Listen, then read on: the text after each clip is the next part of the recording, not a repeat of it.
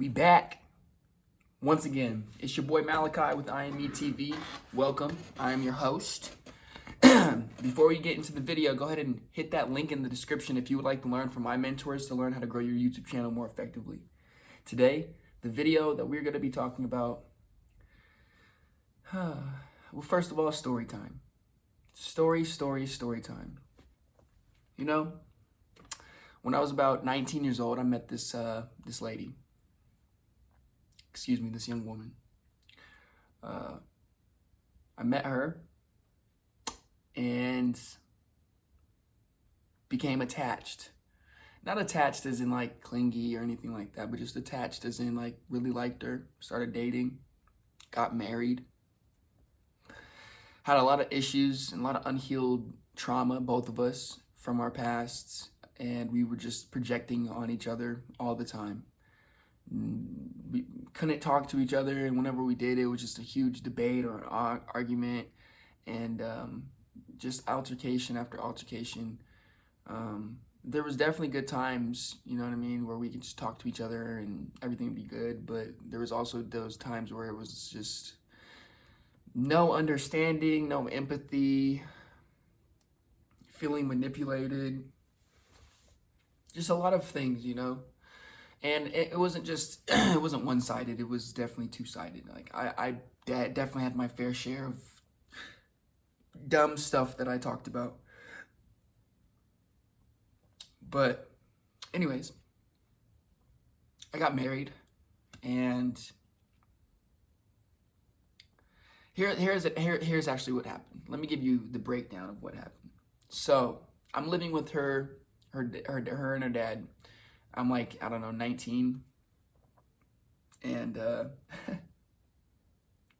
shit's so fucking crazy, bro. Like, life's fucking crazy.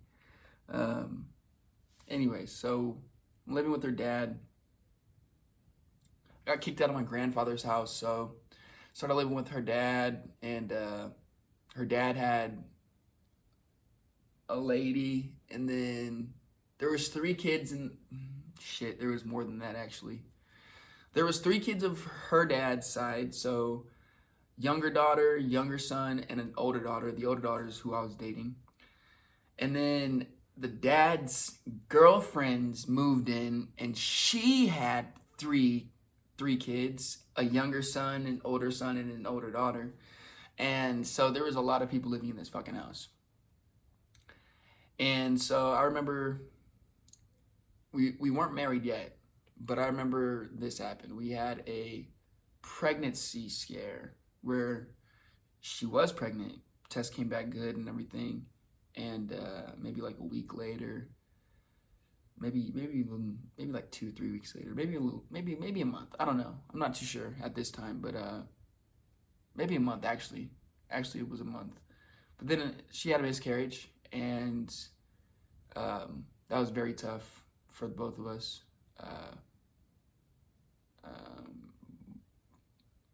Probably more tough for her. And so we had a miscarriage, and then I'm still living with her dad, but then she started playing these mind games. And the games were like, oh, we can't have sex unless we're married. And so I'm thinking in my head, like, what? Like, what? You just got pregnant when we're not married. And so she said that shit. So my goofy ass was like, we're gonna get married so I can have sex again. Goofy ass. But it's okay. I learned. It's cool. Whatever. And so, yeah. Got married. Got to have sex again. And, that was probably I wouldn't say it was the worst mistake, because honestly it was a mistake, but it was a learning lesson. That's how I look at it. I don't look at it like I regretted anything. Nah, I just look at it as a learning lesson. So, what happens after this?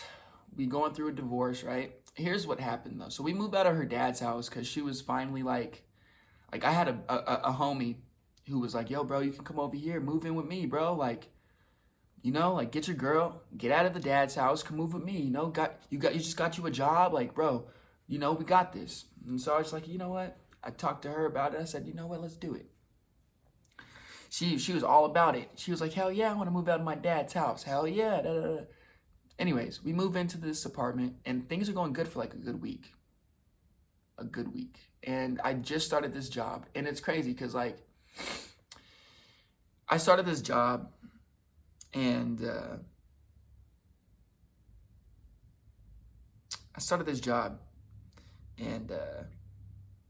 it was pretty interesting to say the least. So I started working at Subway. And I started at like 5:30 in the morning. It was like I started at 6 actually, so I got up at like 5:30. And I got off at 4. So it was a pretty long day. And shit is crazy what happens, man. So, anyways, she calls me and she's like, hey, I'm gonna go spend the weekend at my dad's house and go to church with them on Sunday. I said, well, I feel like I was upset a little bit about it. I was like, why are you going over there? Like, we just moved out. Like, why can't you just spend Sunday with them? You know, like, why do you have to spend the whole weekend? She was just like, nah, I'm just gonna go over to the weekend, spend with them on the weekend, you know, go to church, and then I'll be back. I was like, all right. She calls me that right after I get off, or I call her after I get off of work or something. This is the kicker. Here's the kicker. I go home, all her shit's gone. Fucking everything. Shoes, shirts, bed, toothbrush, fucking everything gone. Room is empty. I had a little bit of my shit. I had like 2 pair of shoes, a suitcase, and a fucking blanket and a pillow.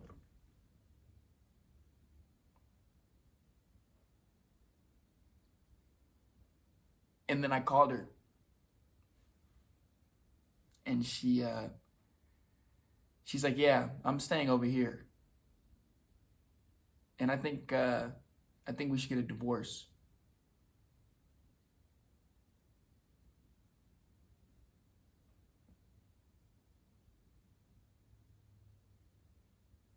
I was like, okay. I'm pretty sure that's not what I said, but I was just like, fuck it. And even though I only knew this girl for like a year, I fell hard. I fell fucking hard. And I was fucking broken. I was broken. This stuff happened in like June. So she got pregnant February of 2016, I believe. June we started getting divorced officially, court documents and all that other shit. And then October like 26th, 2016 is when we got divorced.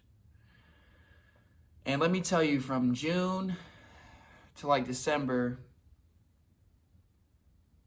I was fucking so broken spirited. I was hurt. I started losing my hair. As you can see, still lost some of my hair. My beard's falling out and shit. But this right here, oh my gosh, this right here was, I had patches all over my fucking head. Fat patch right here. I had fat patches all over my, I got alopecia. I got alopecia, autoimmune disease.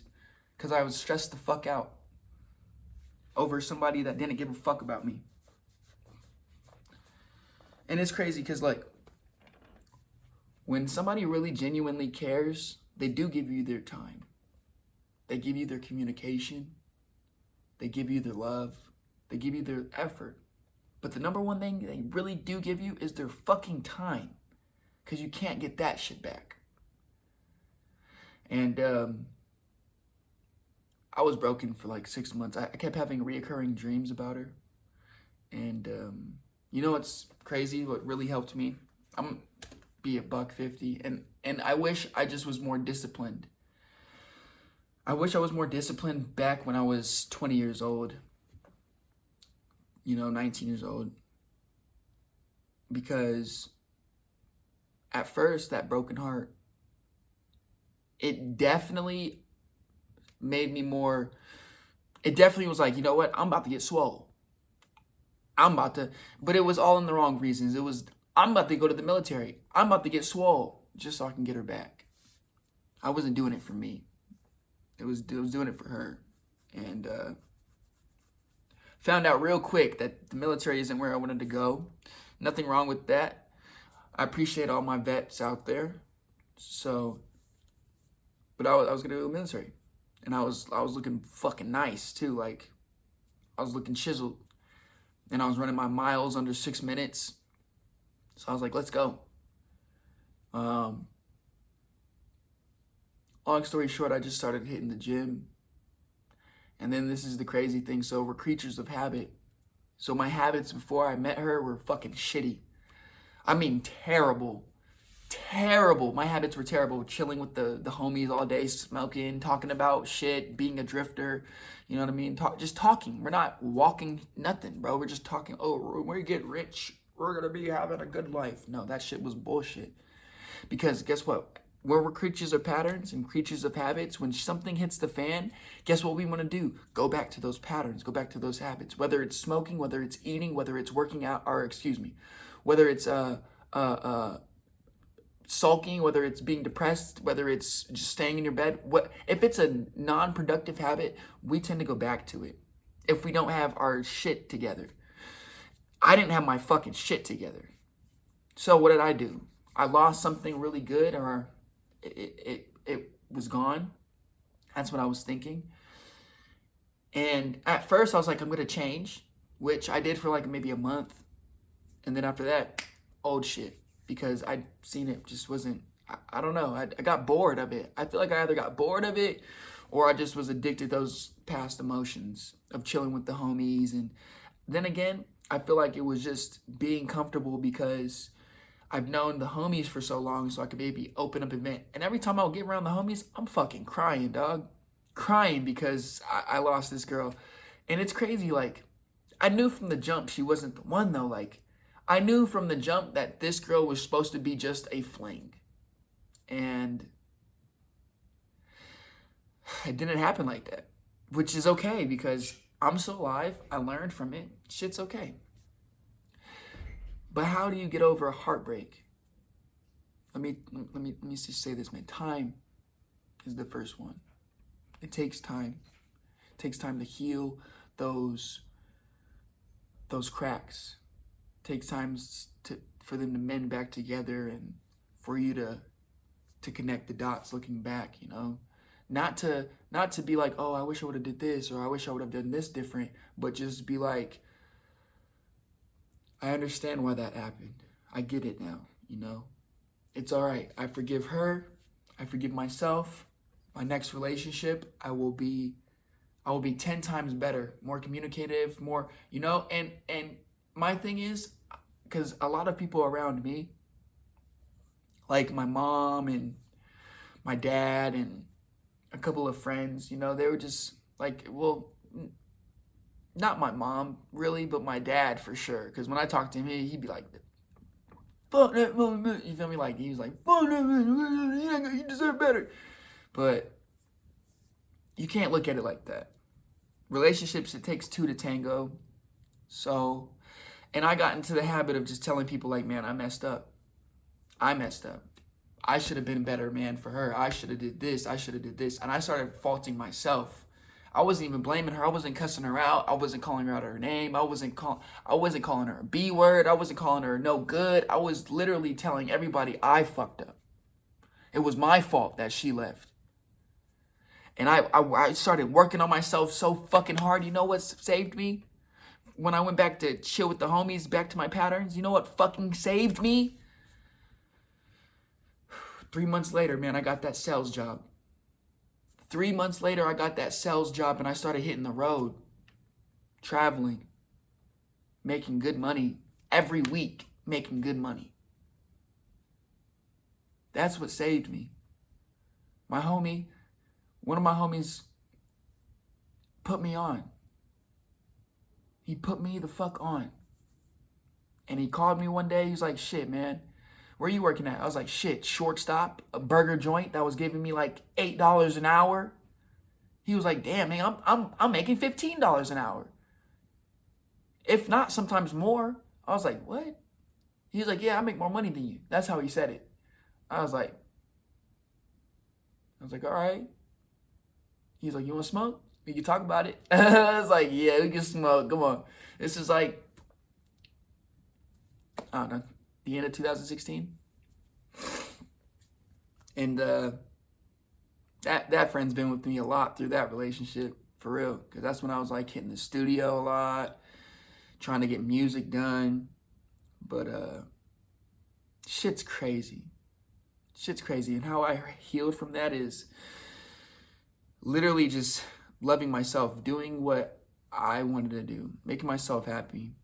You know, when I started traveling, man, I was so happy and ecstatic. I was like, wow, I'm literally out of the state right now. Like, if she calls me, I can't come to her rescue, which is fucking cool, because I needed that kind of closure. Because I was that kind of man. She called me, hey, I need some food. Could you come bring me some? Or, hey, I need a bottle. Because I think I was 21 then. I might have been 21. Yeah, I think I was 21. Anyway, she's like, yeah, I need a bottle. Can you give me a bottle? I'll give you the money. She was just stringing me along, dog. I was a sucker for a while. And, but you know what? How did I heal this? Stop talking about her. I healed this from time, definitely time, number one. Number two, I started doing the things that I liked to do. Whatever it was, whether it was hitting the gym, whether it was traveling, whatever it was, there was always something to do when I went to travel too. Sightsee, go frothing. If you don't know what frothing is, it's frisbee golfing. I fucking love frisbee golf. Just go outside and walk around, you know, there's just a lot to do. And I got to see each mall. So I've been around a lot of fucking malls in the United States. So from Minnesota to Idaho to Washington State to Oregon to fucking Wisconsin to freaking Iowa, Arkansas, fucking there's even Alaska. There's just so much places. Texas for sure. Kansas. There's just been so many freaking places. New Mexico, Arizona. Like, I've been everywhere, bro. Like, everywhere. And, you know, I started doing things for me. Literally started doing things for me. And then, you know what really saved my life? Because I was going through a really dark state. I started learning how to develop myself. So when I said, I started telling people it was my fault, it was interesting because then I started getting introduced to books that would basically get my perception and my paradigm on the right track of what I needed to be on. And it was interesting. The very first book that I've read was How to Win Friends and Influence People by Dale Carnegie. Fabulous book. Fabulous book. Actually, that was my first book that I read on while traveling. All right, the first book that I read before I traveled, when I was starting this journey, like I knew something needed to change. I started reading The Four Agreements by Don Miguel Ruiz. That shit was fucking amazing. Okay, I mean amazing. All right, and then I read How to Win Friends and Influence People because I need to learn how to talk to people. So I read that. And then I started listening to a lot of Tony Robbins motivations. And then I started listening to Earl Nightingale and Bob Proctor.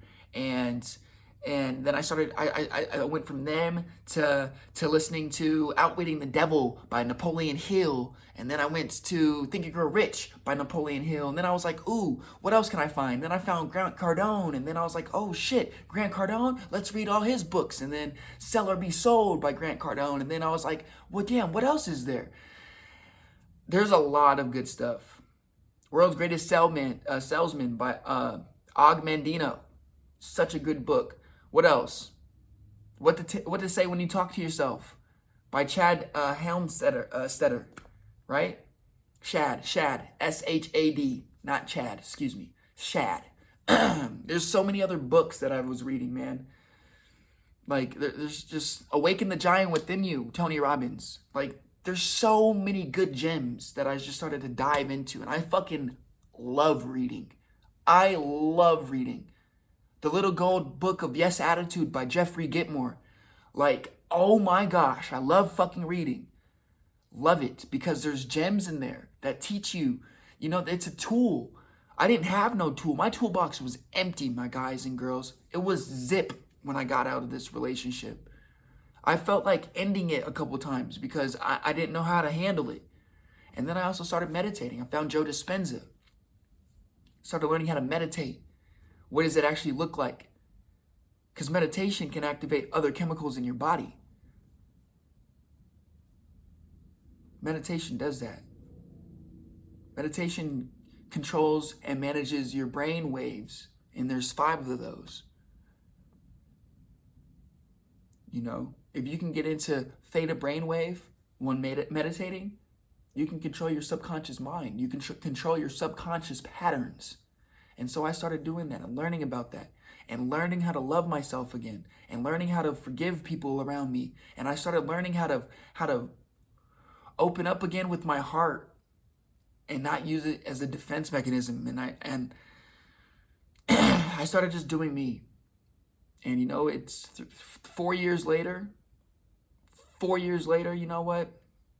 After all that happened and I went through my cells and I went through the books that I've just named off. And I mean, I reread these books like at least 4 or 5 times each.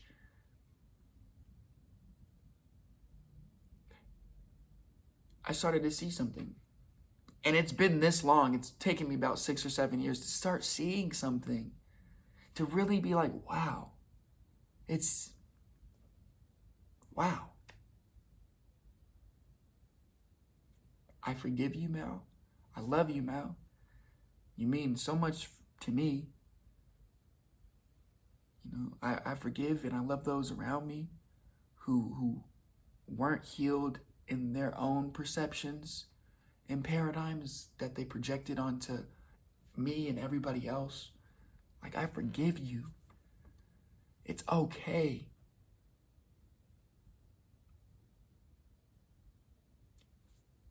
It took me a while to get over her. That's just because I was attached. I was so used to the feeling of seeing her and talking to her. That's natural. That's okay. The one thing I would want to leave you with is just don't be a sucker like I was. If it's over, it's over. Don't let her dictate when she can see you and when don't let her play the games, man. You're a man. Stand up. If she's playing games, text her this. Text her this. Be like, hey, I appreciate everything that you've been doing, but it's time for me to let you go. I just like talking to people that appreciate talking to me. No. Yeah, you don't have to use appreciate twice, but just use a different word. Just be like, I like when people talk to me. Or say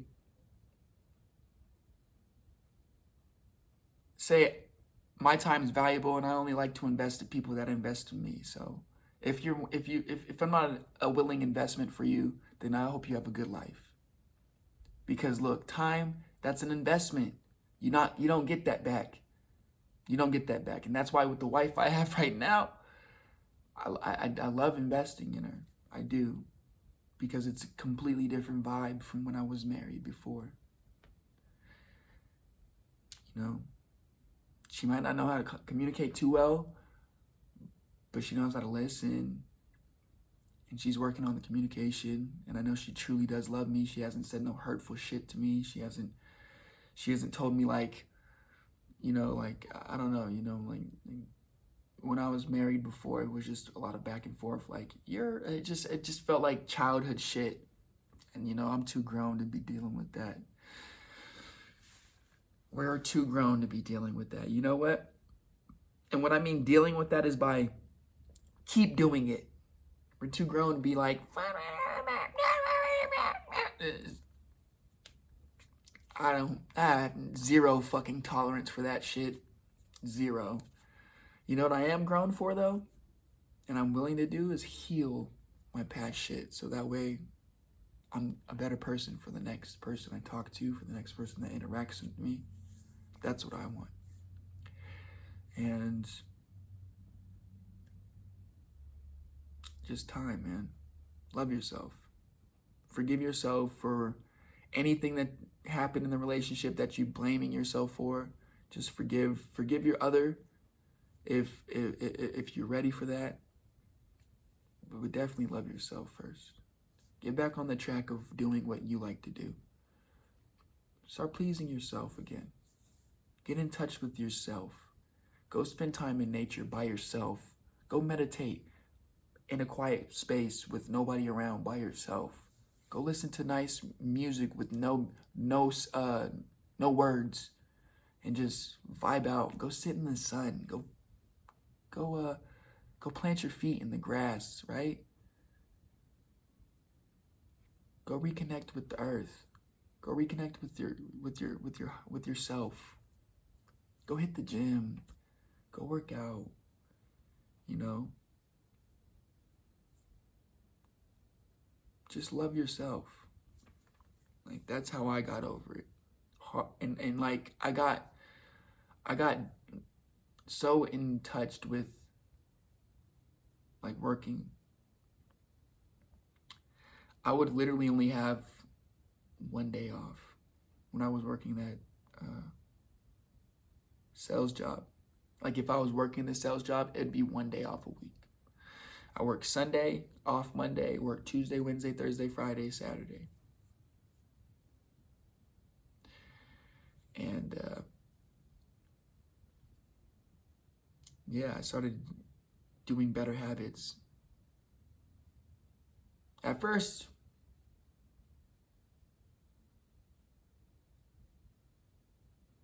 I was heartbroken, but I had to change my mentality, because it's either you're going to stay heartbroken for the rest of your life and not get over this shit, and in 25 years somebody's going to ask you like, what's wrong? And you're like, something that happened to me 25 years ago, I still haven't gotten over it. Or you can just face that shit, heal it the right way, understand that, you know what, it's okay.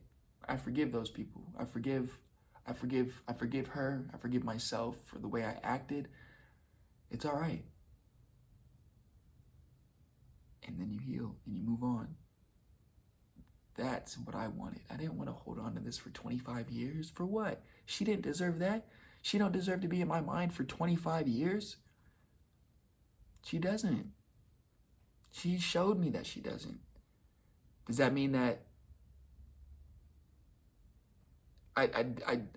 does that mean like I want anything bad to happen to her? Of course not. I wish nothing bad to happen for nobody, man. Not even my worst enemy. But that does mean I have the accountability and the responsibility to change myself for the next person that I encounter with. So if you're going through a heartbreak, no, it's not the end of the world. No, it's not. It's not just one person's fault. Know that you can get over it as long as you are willing to accept the pain. It hurts. I know it hurts. I know it hurts, man. I was crying for 6 months straight, man. I'd be watching South Park with one of my homies, and then out of nowhere just be fucking bawling, bro. So I know it hurts, but I know you can get over it. Find productive habits. What are you doing with your 24 hours?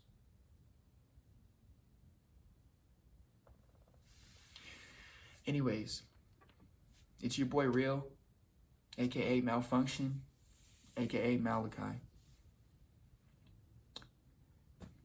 This is how to heal the heart from a heartbreak. Go ahead and click that link in the description if you would like to learn from my mentors to grow your YouTube channel more effectively. I appreciate you guys. Hope this helps whoever. Peace and love, Malachi. Out. See you tomorrow.